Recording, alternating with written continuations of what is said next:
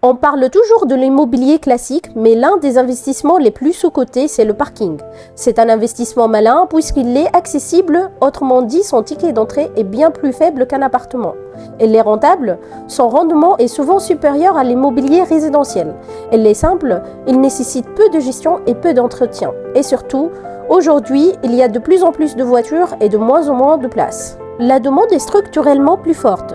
Les contraventions explosent pour stationnement illégal. Le coût du stationnement en voirie augmente et dans certaines villes, se garer devient un luxe. Dans ce cas, avoir un parking devient plus rentable que payer des amendes. En plus, c'est un investissement avec très peu de risques.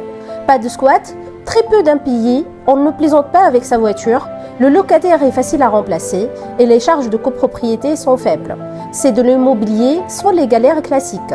Et voici le top 5 des villes où la demande en parking est très forte. En 5e position, Bordeaux, restrictions croissantes et centre-ville très tendus. En 4e position, Nice, tourisme, résidents et très peu de places disponibles. 3e position, Marseille, manque de parking privé et stationnement anarchique sanctionné.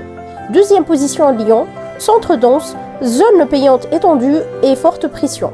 Et en tête de podium, nous avons Paris, raréfaction extrême des places avec une politique anti-voiture de la mairie de Paris. Acheter un parking ou un lot de parking est un investissement très malin, surtout si tu équipes ton parking avec une borne de recharge électrique. Ceci pourrait augmenter la valeur du parking, attirer des locataires premium et sécuriser la demande sur le long terme.